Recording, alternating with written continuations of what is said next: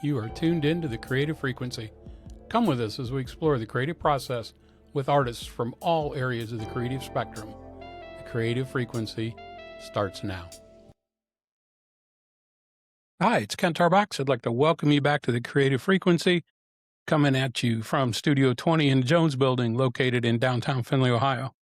As many of you know, I host a Creative Frequency, which is a program where we bring on artists, creators, makers, and we discuss the creative process, imposter syndrome, anything that impacts the creative process, and things that influence them, inspire them, scare them, trials and tribulations. That being the case, I'm going to take a break from our regular show. I'm lining up other guests, and I wanted to take a moment and I wanted to produce this quick show to go over some of the talking points, some of the reoccurring themes, different things that have happened along the last 12 episodes that I'd like to share. And we'll get some new episodes recorded and we'll keep talking to some makers as we move along. So I took some notes. So let's just dive right into them. Some people say creativity isn't just making, it's observing. Inspiration begins with paying attention to everyday details. Nature comes into play a lot. There's a lot of talk about being inspired by nature and how they go out into the world, they view the world, they bring that back into their studio. There's been, when we talk about the artistic ritual and the flow of things, building habits to prepare you mentally and emotionally to create. Some people talked about consistency was very important to them. Some people had pre-creation rituals. And I'm bringing these up because if any of this applies to you, or if you think you're alone, or you don't think you're doing something right, rest assured there is no right or wrong way. There's just your way, or there's a way of sharing these insights and these observations with people. We talked about roadblocks and overcoming some creative roadblocks. Stepping away from a piece can unlock progress. We had a couple of conversations where people said every now and then they just have to put it down, walk away, and come back. Giving yourself permission to pause without guilt. I really enjoyed this one because anybody's in the creative process, anybody who's in the get up every day, got to create, you're going to burn yourself out. I just think you are. You're allowed to take a break. You're allowed to pause for a minute, step away from it and not feel guilty. Just, you need a break. You need a mental break. Maybe it's getting a cup of coffee. Maybe it's not looking at a piece of work for a week. But whatever it is, take your time, step away from it. Don't feel guilty about it. Trust your process and don't force your outcomes. That theme came up a lot too. If you can tell, I'm reading off a list here and I compiled these points. Just trusting yourself and just believing that I'm going to get an outcome, but I can't force it. It's going to happen. We talked about art shows and getting external validation and, exhibitions and that they can be validating, or they can be not validating. They can feel validating, but they shouldn't define your worth as a creative. Just because one person judges something and says, I don't like it, doesn't mean other people don't. You can't, produce, put out there what you want to put out there, own it, be proud of what you produced and, move on. Not everybody's going to like what we produce. That's for sure. Do not tie your identity into the reception of your work. If there are people don't like your work, they don't like your work. There's just nothing you can do about it. It doesn't mean you're a bad person. It doesn't mean you don't have value. You don't have worth. It doesn't mean your work's not any good. It just doesn't appeal to them. So let it go. Don't worry about them. Work on your own internal validation. That came up a couple times. Validate yourself. Make yourself feel good about what you're doing. Believe in yourself. External praise, it'll come, it won't come. You get it, you don't get it. That's not why you're creating. Imposter syndrome and self-doubt. This one's great. Every person I've interviewed, I've done 12 of these episodes now. And I imagine it's going to come up again and again and again. It's nearly universal amongst any artists and creators. Imposter syndrome, self-doubt.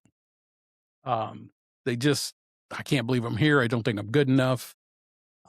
Maybe I am good enough. I don't know. Maybe I have no idea what I'm doing. I've seen some very accomplished artists on this podcast. I've seen their work, and they're like, well, I don't know if I know what I'm doing, and they know. But it impacts us all, and that's my point. This is something that happens to all of us, and that was kind of, again, one of the factors for doing this was to put it out there that everybody pretty much going through the same thing. You're not alone in this process. And if you think you are, maybe you tune in to hear, you hear other people, you reach out to other people, and it's all good. Comparing yourself to others often fuels insecurity. Yeah, what is that? I believe, oh, I'm going to screw up the quote. It's comparison is the thief of joy. And I can't remember who said it. Pardon, you look it up. I should have done my research, but it's true. Don't compare yourself to others. It'll just fuel your own insecurities. Create your work, be proud of your work, put it out there. Honest conversations with people, even non-creators, non-makers. Just have a conversation with them. Just talk to them. Hey, this is what I'm going through. This is what I'm feeling. Maybe it helps to just verbalize it. Social media and creativity. Oh my God, social media. Let's talk about social media for a minute. It's good and bad. I'm not going to sit here and get into a whole thing about the destruction of our culture because of social media, but I am going to say it's a double-edged sword because social media can become a distraction. You could spend hours just scrolling Instagram or scrolling TikTok or scrolling YouTube, but you can also get inspiration. You can find an artist that you follow. You can find a group. You can find an author, or you can find a poet. You can find something out there that you take inspiration from and say, wow, I like that. So I guess when we talk about social media, let's talk about moderation. In today's world, there's a pressure to perform creatively online. And you know what? If you're doing that and you're successful online, great.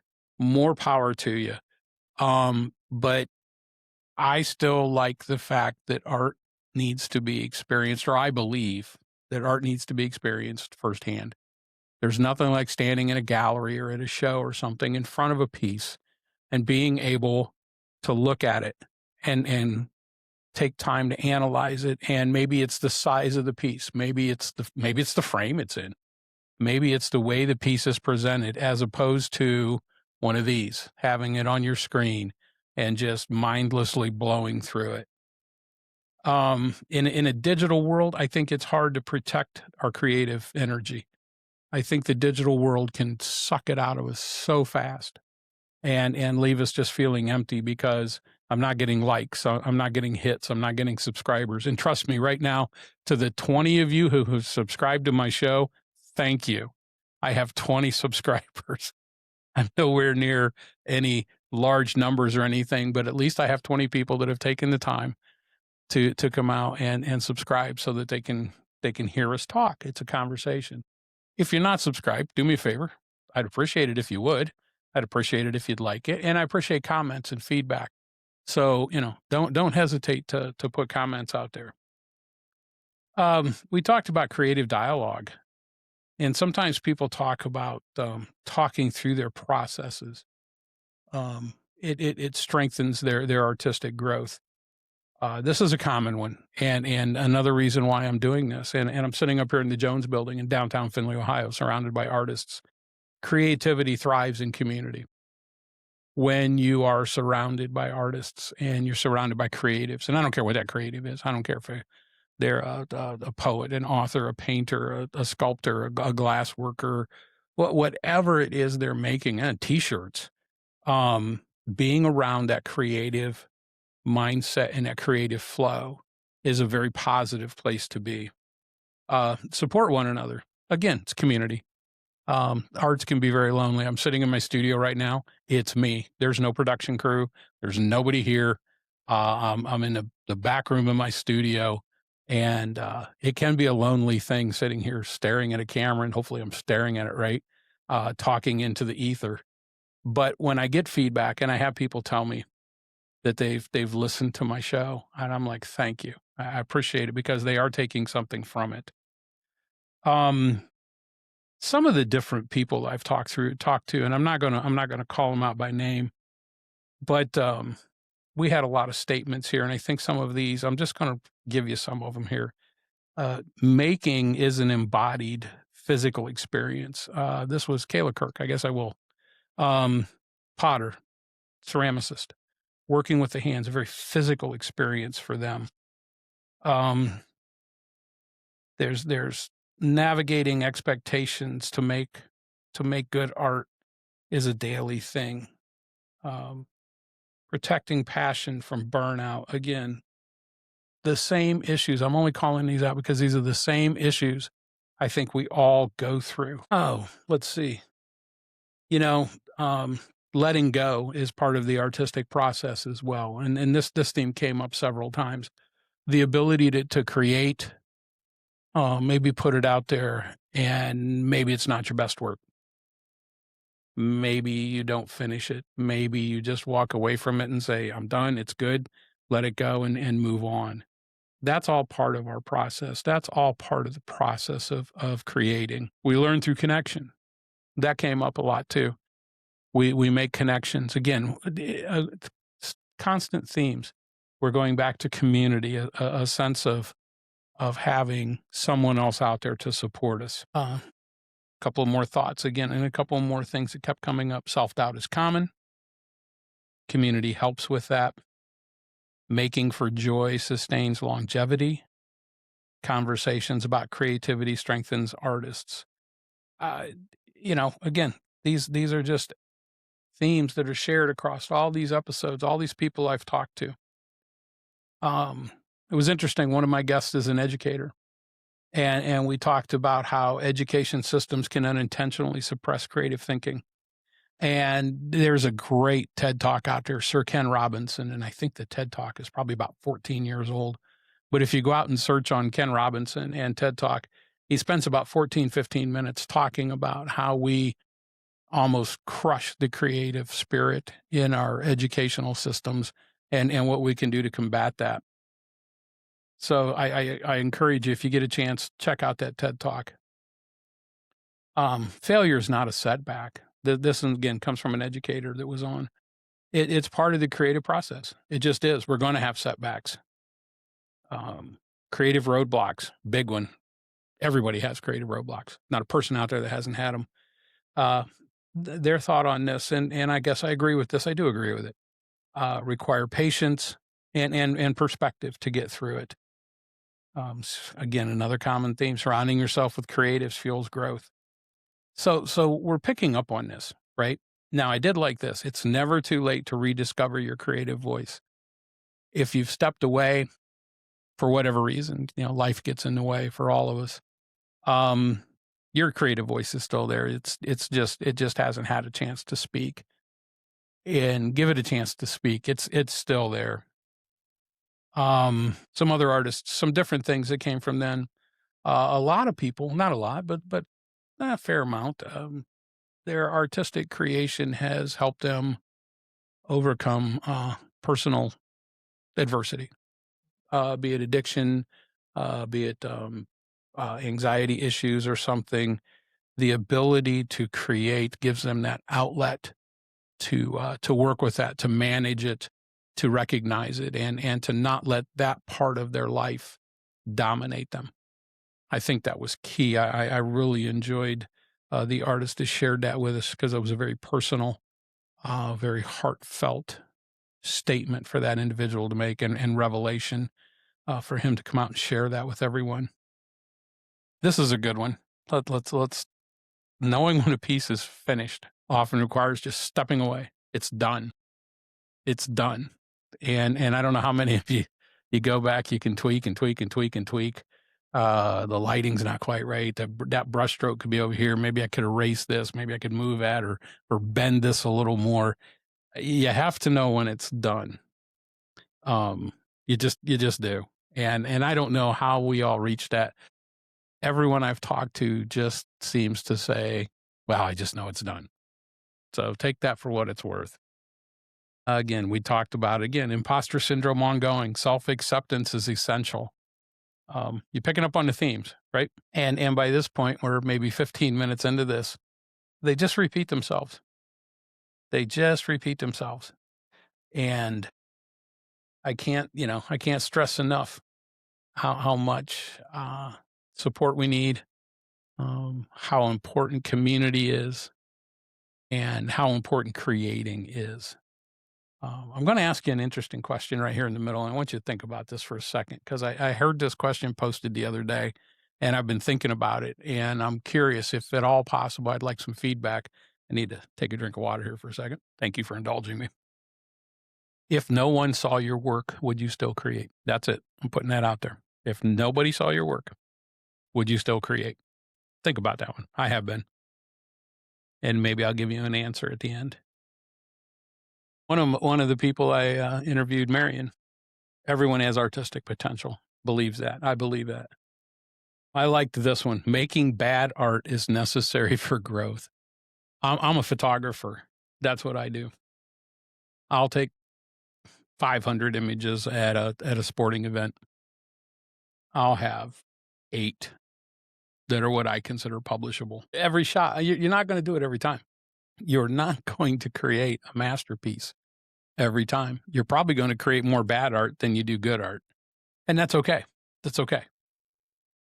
Your artistic identity emerges through doing, not theorizing. And I guess that's let's steal from Nike here for a minute. Just do it. Just do it.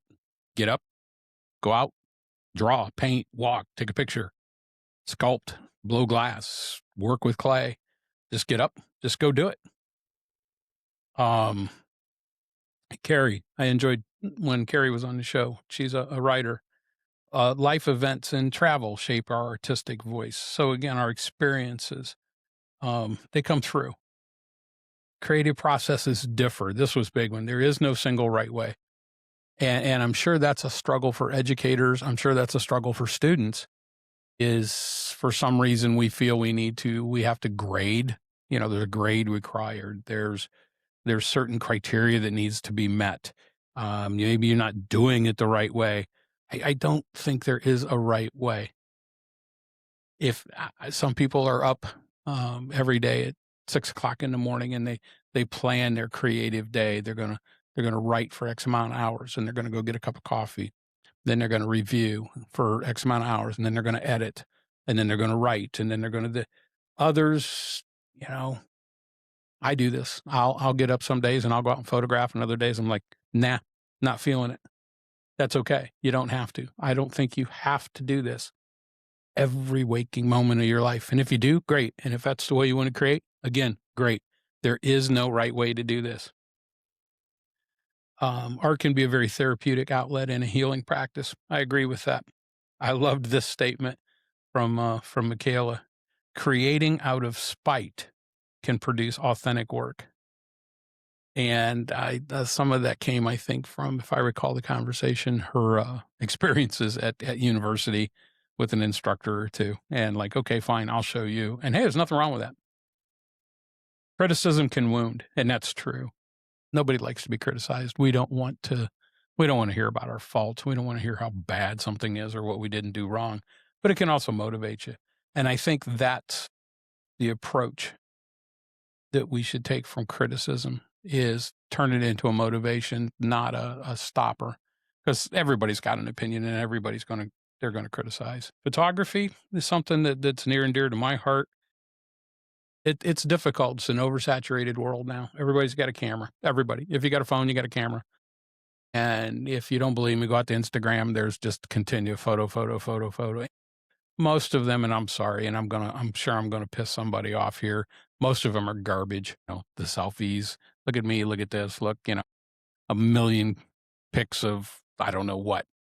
But there's not a time. There's not time to stop and reflect. If you think about some of the most iconic works of art you've ever seen, be they a statue, be it a painting, be it a photograph, it's because you experienced that work on a one-on-one time frame, and you had the time to analyze it. You had the time to think about it. You had the time to explore how that piece of work impacts you. I am of an age, I'm 64 years old. I grew up during the Vietnam War when it was on TV. And I remember seeing photos, and some of you have probably seen it, the Napalm Girl, the Saigon governor executing the guy in the public square, some different, the Kent State photos, the girl kneeling over the dead student laying on the ground. 64 years old, be 65 in April, and I still remember those images. They were iconic images, and you took time, and you had to look at it. And now I'm afraid we just scroll past these things because we live in this urgent, constantly feed me entertainment world. So let's try to take a time ourselves, and let's encourage others to take time to slow down, view it, explore it, and how does it make you feel? Creativity is a survival skill, and it is, I think, for a lot of people. Recognition can come unexpectedly, and that's true. I think that's true with all of us. I think if you do this long enough, all of a sudden, out of nowhere, somebody's going to recognize you, and it can maybe take off. I don't know. I haven't had that experience yet, but I have gained a lot of confidence over the years, and I am recognized a little bit sometimes, and that makes me feel good. And a lot of it is because of my work that I've been able to put out there and have published. So take a recognition when it comes, accept it, use it however you feel you need to. I talked to Jay Dickerson. Jay's a great guy out of Toledo. He builds rapport with the people before he photographs them. And I think as artists, sometimes we can connect with people that way.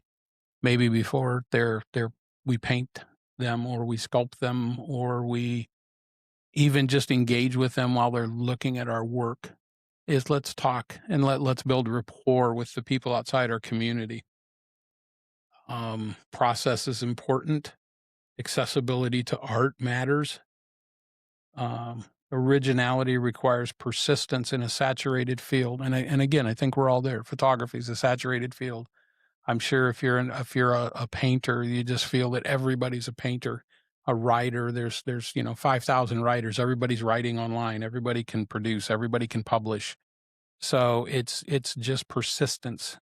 If you're not feeling it, stick with it. It's out there for you. Let's see, what else do we have here? Perspective and timing can define powerful imagery. I think our perspective and our timing as artists is very important. I think we can take our work, if you so choose, and use it to make statements or commentary on what's going on in the world, what's going on in your community, maybe what's going on in your life, and use that as a way to express yourself, as a way to protest, as a way to support, as a way to define who you are in a pretty topsy-turvy world. And again, hopefully that reaches other people, and we realize that we're not out here alone. We're not all doing this individually. I guess really I'm gonna end with that. I don't know what people are going to take from this. I hope you just take my feeling that we're not in this alone. It's important to create. I think what we do is of value. Overreaching themes across the episodes, and this is kind of the summary. Imposter syndrome is nearly universal among creatives. I think we know that. It's going to come up in every episode, I'm sure. Community and mentorship is essential. Failure and experimentation fuel growth. Creativity must be nurtured, especially in education. Art is subjective. Validation should come from within. Mindfulness enhances the creative awareness. Persistence matters more than talent. That's interesting. I can tell you, I've never taken a formal photography class in my life, but I've been a contract freelance photojournalist for 25 years. And I can tell you that the photos I took 25 years ago are not the same photos I'm taking today. And that's just because I've been persistent, and I've just done it, and I've learned, and I've grown. And I don't know if I have talent, but I have an eye for what I do, I guess. And I'm still working on that. I'm still looking at other photographers. What can I do better? How do they do it? And I encourage you to do the same. We look at other painters, we read other authors, look at other sculptors. How are glassblowers doing what they do? It's all out there for us to be inspired. Again, it's never too late to reclaim your creative identity. I think that's a great one. I'm coming more and more into my creative identity at this stage in life now than I ever have prior to this. And I'm in my 60s. And I think this is a great time for me to be exploring my creative process.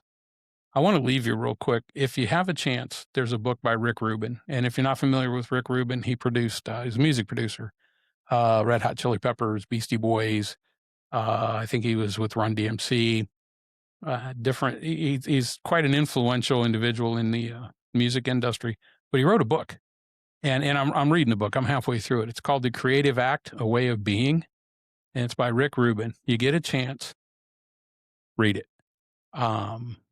It's all about just being a creative and what it takes to be a creative. And what I found interesting was a lot of the themes that are in his book are the exact same themes that I'm hearing in the podcasts that are being recorded with me at the Creative Frequency.